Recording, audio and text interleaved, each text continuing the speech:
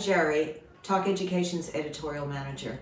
We're here today to discuss open days now that they're back on the books, fingers crossed. And we're going to give you some pointers about what to look for, what to do, and especially for those of you who are looking at prep schools. So Joanna is going to kick off with some tips, and we'll see where we get to. I'd like to take us a step back and just say that a question I get asked by parents every day is why go to a school to an open day when we've got all these wonderful tools and virtual visits and virtual tours on the school's own websites and on our website, talkeducation.com. Why go to a school open day when you know it's going to be all bells and whistles and shiny and dancing? I would say absolutely do go. It might not be a true reflection of the school and what your child will actually get on a day-to-day basis, but it does give a sense, it gives a flavour of what the school has. It certainly gives a sense of what they'd like you to see them as. So go along and use it as a comparing and contrasting tool for other visits with other schools. So you would recommend going to both an open day and an individual visit? At the very minimum. Definitely go to the open day, as I said, to soak up the atmosphere. Go on an individual visit, ideally on your own, ideally shown around by the head, and go more than once on that individual visit. If they don't offer an individual visit, I mean, COVID dependent, that's when alarm bells should be ringing. So let's start with the head talk at open days, as so many do. They do, and you drive into a big lecture theatre with the head. That's why you need to go to the open days, to hear the head talk, because on an individual visit you might not get that. They can be brilliant and inspiring, or they can be exceptionally dull. But the key things to look out for is, are they being truthful? Are they admitting to any faults? Are they talking about the vision of the school, or is it all just banging on about how wonderful and the pastoral care? If they're really interested in nuggets, do they talk to the children or the parents? That's the key thing. Look at when they talk to the children. And finally, think about, even though if you're not meeting and talking to the head, which you should try and do at some point, are they on your level? Can you relate to them? Could you chat to them openly? Or are they hideously intimidating and old school? Now, some of those old school can be brilliant heads, but they might not be for you. Because if you can't have that line of dialogue without feeling comfortable and they're your equal, and have mutual respect for each other, that's when sometimes relationships with the schools can break down. Understood. So obviously the school tour is a chance to check out the facilities and the children's workbooks, have a look through. If you are familiar with education, look at the standard and the level that they're doing, see where the classrooms are, how big the classrooms are. Do you like the feel of the school? Do you get that sort of warm feeling like you do when maybe you're buying a house or a dress or whatever it is? Is that it's often it's the heart that speaks. But actually this is the key time to ask the questions. The sort of homely questions, not the serious ones, because the kids won't necessarily know the answer, but go off script, ask whatever you like. Start with the easy ones, ask about what the lunch is like, and then you can go more off-piste. And if you can, talk to the kids in the top year as well as the bottom year, or the bottom year and the top year. If you're going to a prep school, you'll often be shown around the kids in the top year. If you can talk to some younger children, brilliant. If it was the senior school, vice versa. Your kid's going to be there from the beginning to the end, so it's really great to get an idea of what life throughout the school is like, not just the lovely, cute little pre-prep classrooms or even the nursery. And ask child-centric questions if possible. So, did you get into the A team, or are all your friends in a sports team, or did everyone who wanted to get into the play get into the play, or who do you think might not fit in here, or who do you think might love it here? And you'll get some really interesting answers. That is great advice. And Joanna, will you get an opportunity to ask the tricky questions? That's a really good point, and you absolutely should do. And if you don't, then make sure you go back and have a time to chat with the head, or really the head of admissions who will deal with this, or possibly head of marketing, depending on the size of the school.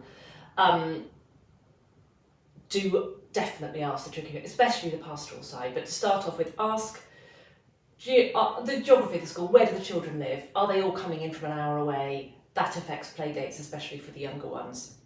And of course the travel situation with buses or driving.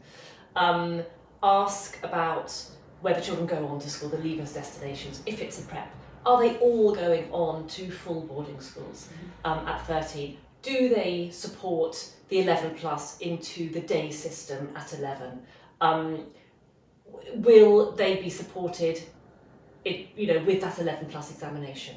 Also ask about the academics. Even just sort of the basics, how often is their progress reported to you? Is it one report every half term, every term? Some schools do one report a year.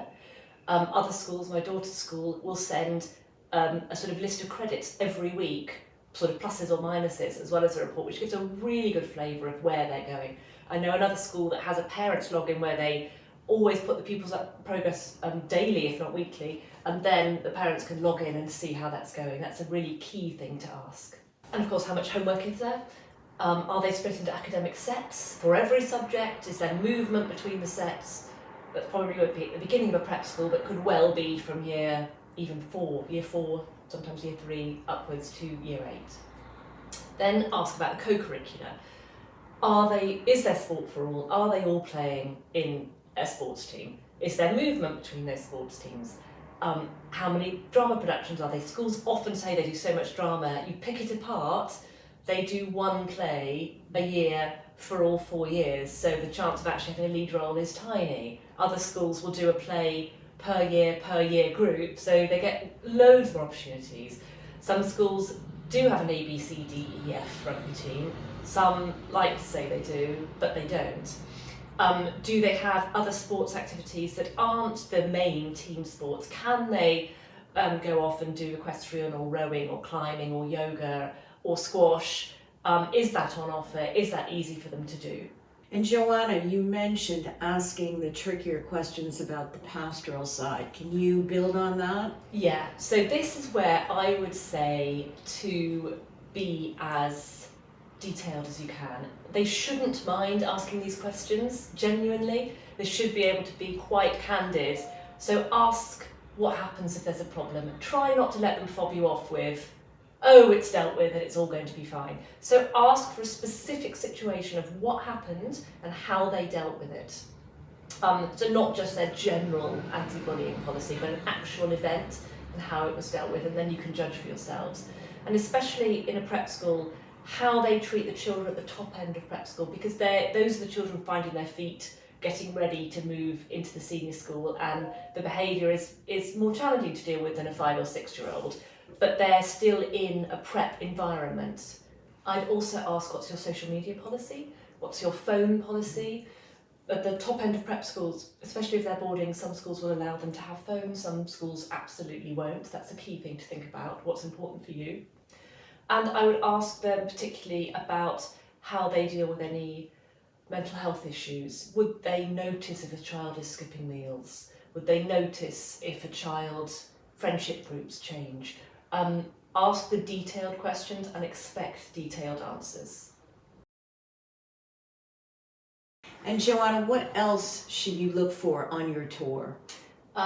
Check out the obvious, the facilities. Have they got the facilities that you and your child are interested in, and look for an incredibly advanced STEM lab, or it's probably more the senior school level, but for the country preps, is there a proper theatre if your kid wants to do lots of drama?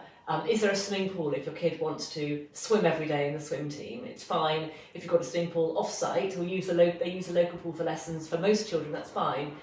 If you want to swim every day, probably best to choose a school with a pool. Look at the fabric of the school. I love a sort of shabby, slightly worn school, as long as it's clean. So, what does that feel like to you? Or is everything painted immaculately? Are they spending too much money on the paint jobs as opposed to other places? As I said before, I'd look through school books if you had that opportunity, artwork, things like that. I would also really try and get a sense of the atmosphere, not just from your tour guide, But if you go either on an open day, which there may still be pupils working, or on an individual tour, is the atmosphere happy and calm and relaxed? Or is there a sense of stress? Are the pupils being friendly and gentle with each other, or are they being unkind and snippy? And I've seen both. Mm. What are the pupils really trying to tell you? Do they sound rehearsed? Are their answers just coming out pat? Or are they genuinely asking your questions, which hopefully they will be? Boarding is a really key thing. If you are looking at a boarding school at any level, obviously you'll be shown the boarding houses, or you should be. Meet the boarding house parents. That's key. They will be, the in situ parents for your children. And ask the difficult questions. How many children are boarding? How many children are here if your child's going to be full boarding on a Saturday night? When are you actually allowed to leave school? It won't say on the website whether they are allowed to leave at 3:30 on a Friday or come back on a Monday morning. It will say, we leave after sports on a Saturday, but you may be allowed to leave early, or vice versa. Is an open day a good opportunity to spot like-minded potential parents? That's a really good question. Yes, I have been to open days where it's been the opposite, and they've arrived in helicopters and I thought, this might not be my scene. And that's true. But generally, yes, it's a good sense to find, these are going to be your buddies potentially for however many years, depending on how old your child is, what time you're arriving at that school.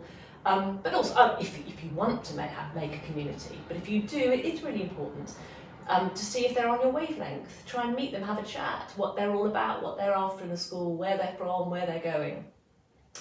And also, if you do want a community for yourself, your family and your children, inside and outside of school, ask how involved parents are. Are there class reps that organise a coffee morning once a month, once a quarter or whatever, once a term, once every half term, and a mum's drinks and a parents' Christmas dinner? Are parents really involved in the PTA?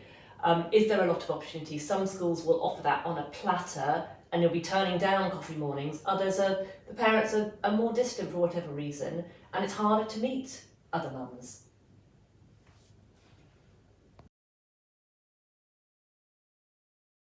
So what happens if you have been through the tour, you've asked all the tricky questions, and you still don't really know whether or not a specific school suits your child? What do you do? Which often happens. You go back.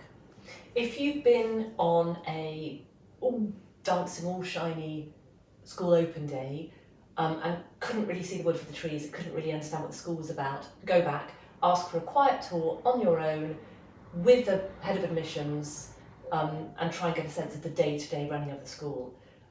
Ditto, if you went on an individual tour on a quiet day and were really underwhelmed, go back for the all shiny, glossy open day and see what the school does deliver in the form of incredible trumpeters welcoming you in the door and all the artwork on display and all the children being neat, because that isn't a part of the school too. They're not just, they might, be putting on a show, but it's still them putting on a show. Book a meeting with the head. Ask them the difficult questions. If you feel they're skirting around the issue, that might be your answer right there, that the school's not for you. Or if they answer the difficult questions well, that should sort of rubber stamp your feelings of the school.